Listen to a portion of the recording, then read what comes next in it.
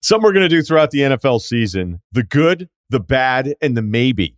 Some things that I think are good and long-term good. Some things I think are bad and probably long-term bad. And then a good chunk of what we see on NFL Sundays is a bunch of maybes. Let's start with the good. I went into that Baltimore game just assuming you're going to lose because it's Kansas City.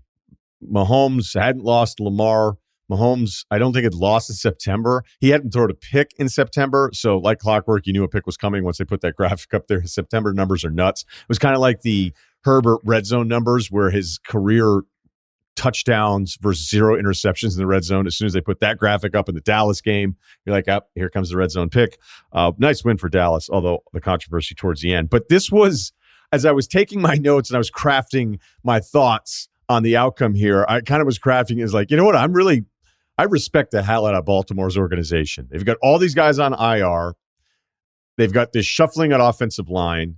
They've lost a couple bodies on the edge, and they still find a way to stay competitive. And look, Kansas City's just scoring at will, and it doesn't matter. Because if you think about like Harbaugh, who I think is obviously a really great coach, he's been there since 2008. They've had one losing season. And there was even a stretch a couple years ago where it felt like because it was getting stale that maybe there was a change to be made. And I kept thinking like, look, if you're in the building and you still feel like he's the right guy and he's a really good coach, there's nothing egregious enough to want to move on from him other than just wanting to be new. So whenever that was, and I don't think it was dire, but that happening and them not making a change, again, you're seeing the consistency and the foundation that he's put in place with this staff, and just they'll rotate guys in, they'll lose guys, and they still find a way to be competitive. And then on top of it all, they win this game.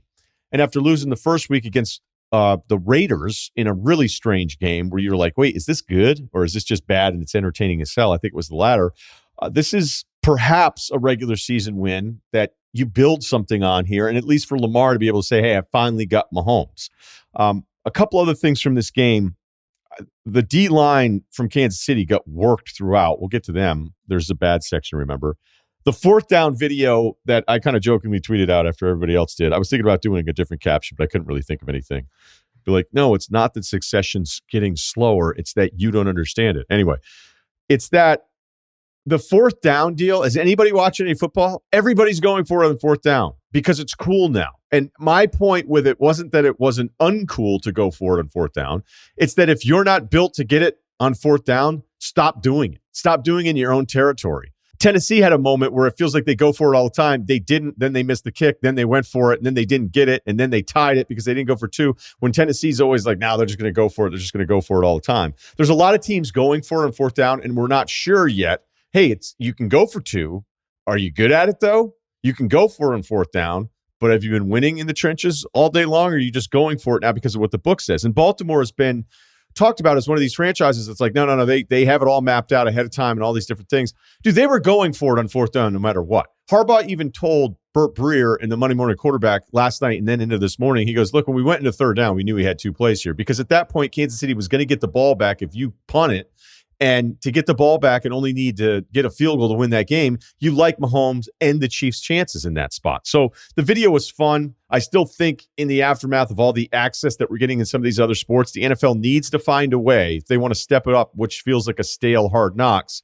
If you want to step that up, what you need to do is get everybody's audio on a file throughout the course of a game and then edit it all together to tell us the story of a 3.5-hour NFL game. And I want all of the audio and everybody to be mic'd up. Now, if you can't change that, you can't give us that because if you did it during the season, then you'd be giving away too much stuff. Just do it now and then give it to us in 3 years. Have it be this epic NFL production where we get everybody all the way they're all talking to each other, because when we get a taste of it, it's really fun and it's entertaining and we all like it. However, it wasn't like Lamar was going to say no, and Harbaugh had already decided that he was going to do it. Hell, we've got Nathan Peterman looking at the sidelines on 4th and 6 saying, let's go for it. Everybody wants to go for it all the time in the history of forever. If you're actually playing and you're a quarterback, you always think you can get it. Lamar got it. They ran it down their throats. Lamar, huge win for him after a tough start on a couple of those picks. He settled in, and they took advantage of a Chiefs defense. Another good is just watching Kyler Murray. The numbers are terrific. I know he had a couple picks against Minnesota. Minnesota missed the kick game. Could have gone either way. Arizona's 2-0 against what we feel like are two sort of playoff neighborhoody teams in Tennessee and Minnesota. We could be wrong about that later on, but I'm just telling you, if you want to have fun, watch a Kyler Murray game. Arm talent, I think Mahomes is the only guy that's ahead of him. And even Kingsbury had said, look, talent-wise, we're talking about a guy that was a top 10 pick in baseball and football, and Mahomes, who Kingsbury had in college, is maybe the only guy that I think he's in the same class with. I agree. I'm not going to say it's always as pretty. The decision part of Mahomes' game is still beyond where Murray's is. But remember, Murray was two different quarterbacks last season. This offense was two different offenses last season. Once the midway point, he had that shoulder injury. It was very clear watching it. So to see him healthy and another year of experience, the entertainment value out of Murray, if he's healthy all season long, it's one of the best watches you can have of the entire NFL schedule. Let's get to the bad. Zach Wilson, 4 picks, 5 on the season, tied with Trevor Lawrence, most picks in the NFL. And guess what? They're rookie quarterbacks. We have told you all summer and leading up, if you looked at Shil Kapadia's incredible work on the EPA numbers for rookie quarterbacks going back the last decade plus, if you were a first rounder and you played, your average score as any of those guys was Andy Dalton. You were Andy Dalton. And look, Andy Dalton was better at being Andy Dalton years ago than he is at being Andy Dalton right now. The Zach Wilson picks, the first 2 I thought were tipped. The third one is like, what the hell are you looking at? What are you looking at? And I think once you get that flustered and you're freaked out and you can't really read anything, and Belichick owns rookie QBs, it's going to end up being a long day. The Zach Wilson thing is always going to be one of these deals where, when Drew Brees says this guy could be the best of the class, you're like, wow, that's Drew Brees saying it. And as I've told you, I've had so many people that do this for a living. I'm talking to get paychecks from college and NFL teams. They're like, he's not any good. Zach Wilson isn't any good. It's 2 weeks into his career. I'm not saying that that's true. I did see a meme, though, guys, on social media, and it was like, how come Zach Wilson, he throws picks, but nobody says anything about Trevor Lawrence and Joe Burrow? Probably because those guys won national championships at major programs. Burrow looked pretty good and won a Heisman. And Zach Wilson played at a weak schedule in a weird year with BYU. That's probably, I don't know. I don't want to jump to conclusions, but that might be why. And by the way, when you're with the Jets or you're with those New York teams, you're just going to get trashed to a different level. And there was still a little bit more uncertainty about you from a non-name brand place, at least name brand, the level of the other 2 guys that the meme was complaining about. Staying on the bad topic, Kansas City's defense, as we came off of how good Baltimore's win was, Kansas City's defense last season was 22nd in weighted DVOA, so bottom third in the NFL. All right, just trust me, it's a bad number. Their red zone defense, and I'm talking strictly touchdowns allowed. So what percentage of red zone defensive possessions, what percentage of those do you allow touchdowns? They allowed touchdowns on 73% of red zone defensive possessions last season, worst in the NFL. And you know what? That number was so bad, they went 14-1 in Mahomes starts. Mahomes is the ultimate fixer, the eraser of all your problems. So when we look at this red zone defense, which now in this season has allowed 8 touchdowns and 8 red zone defensive possessions, 73% would be a huge improvement over where they are right now. The defense is bad. The defense wasn't good last year. But like I said, they went 14-1 in Mahomes starts. He can fix a fatal flaw. So when you hear people talk about the Chiefs D, which I don't know if it's going to get better anytime soon. It wasn't good last year. Fatal flaw, they don't have fatal flaws because basically nothing is fatal when Mahomes is there. One other part of yesterday, about an hour in, you're like, all right, Tua's out ribs. Would that start up the Deshaun Watson rumors to Miami? He's probably going to end up getting traded, guys, even with everything hanging on that story. Baker looked like he lost his left shoulder at some point, but he came back in a really weird game for Cleveland against Houston where they were in it. Tyrod's out. I think he's out in their next game. Carson Wentz went down, and then Dalton went down with a knee injury. And you're like, all right, what is going to happen here? I don't know. But that was a really rough stretch. It felt like an hour to 2 hours in because Wentz's injury there was at the end. But after the early slate of week 2 Sunday games are done, you had a good chunk of teams going, do we have somebody healthy to play the position? We'll finish with the maybes. After Jameis Winston has the game he had week 1 against Green Bay, and I even had Trent Dilfer on, I don't believe if you're a turnover machine, all of a sudden you're not a turnover machine. I just don't. I don't. Jason Kidd is one of the rare guys who couldn't shoot that figured out how to kind of shoot later on in his career. Not to say that non-shooters can't become better at shooting, but usually don't go from non-shooter to like, hey, this guy's actually a threat from the three-point line. That is rare. It doesn't happen. I think it's the same thing with quarterbacks. But when Jameis has the opening week, like, hey, Peyton's going to figure this out and all these different things, That was not the case week 2 against Carolina. Now, is it the Joe Brady factor, who was with New Orleans, LSU, and then knew the stuff that Peyton wanted to do? Darnold's looked better. I mean, is that part of this, where this game where everybody was looking forward to, and that they were more prepared against New Orleans because of the Brady part of this? I don't know. Coordinator, there's plenty. There's film of what stuff people do too. So I don't know if that's as big of a factor. But the Jameis reclamation storyline, that one's on hold right now, and there's a maybe on there. Ben Roethlisberger. This feels more like a bad than a maybe, but I'll share with you. The eyes tell me it's bad, and it has looked bad for 2 weeks.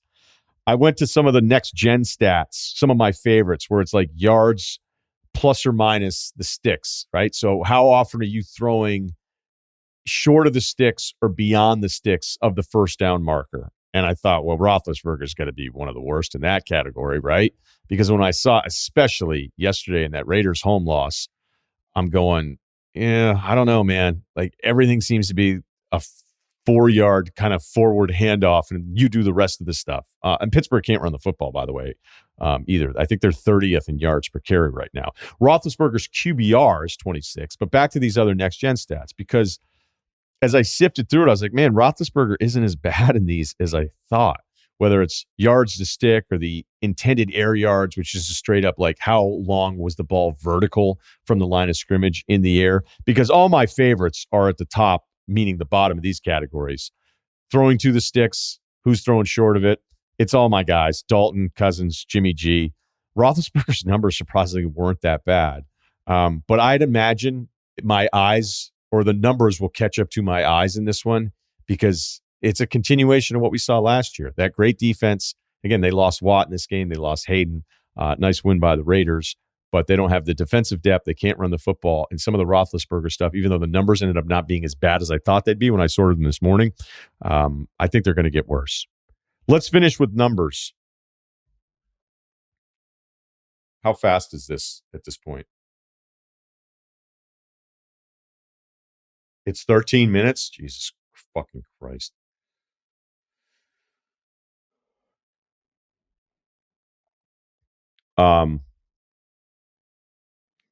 Okay. We finish this segment with numbers and then film room. A quick number for you. This is from Hembo at ESPN. He tweeted this out. The highest drive score percentage in the last 2 seasons, NFL average, is 40%. Number 1 is Patrick Mahomes. Number 3 is Josh Allen. Number 4 is Aaron Rodgers. Number 5 is Tom Brady. You left someone out. That's right. Derek Carr is second in the percentage of time drives lead to a score. Derek Carr at 48%. He leads the league with 817 yards right now. Nobody else has 700. Kyler Murray's second at 689. Max Crosby, their defensive end, is number 1 in defensive pressures 2 weeks in. I don't know if the Raiders are going to be awesome. You remember the Raider Gruden ride? Like, hey, where are all the Gruden jokes? Oh, don't worry. The Gruden jokes are coming at the end of the season. So I don't know if that cycle is going to happen again. We kind of pick and choose. So, Rudy, we've talked about this. Like Kingsbury, if you don't like Kingsbury, you're just waiting for that kick to go through yesterday. And there's going to be some bad Arizona loss where something happens. It's like, this Kingsbury isn't good. Gruden's that times a million because of all the money that he signed for. So, like, you've already made your mind up on Gruden. You'll never change your mind. But so far with Derek Carr, like, there's some numbers in there where I don't know that I've never thought he was a top 5 guy. I don't think I've ever had him in my top 10. There's a lot of numbers happening right now where you're like, do you guys realize how special these Derek Carr things are? But nobody's going to give Gruden credit, because then they would have to change their mind. As we've established, the rule on this podcast, no one changes their mind. All right, last thing, film room observation. I know everybody's upset about the taunting calls, but this is a little bit like the single digit thing. If you're not a Pro Bowl alternate, I just don't think you should be, at the very least, all Pro Bowl alternate, which is half the quarterbacks in the NFL each season. You shouldn't be allowed to have a single digit number. I could be wrong on that one. I need to know who you are. I need to be like, oh yeah, that's a single digit guy. That makes sense. But now the single digits are so cool. Like, I love when the NFL's like, hey, you want to be cool this year? Let's let these guys finally have single digits. Everybody will realize how down we are. The streets will recognize that. Let's have single digits. The taunting part, though, is gone the other way, where people are upset about the taunting. I don't know. My other deal with it, like, Reed for Seattle on that deep ball, the A.J. Brown, where it was just overthrown and Brown couldn't catch it. And then Reed stood over him like he did something and taunted the shit out of him. I was okay with that taunting. I was. Like that kind of taunting where it's like you didn't even do anything. And he might have been a single-digit guy. Let's see if we can get IT on that. And it's a Seattle corner, which that's not exactly their strong suit at this point. I was okay with that taunting. And the final thing is the shovel passes. My weekend of 23 hours of watching football was littered with everybody thinking they can now do a shovel pass because Kansas City did it. Most of you can't do it. Most of you can't do it. Now that everybody's maybe keying on it a little bit more or looking for it or not making a movement until the ball is out, these shovel passes need to be banned unless you're Kansas City. That's week 2.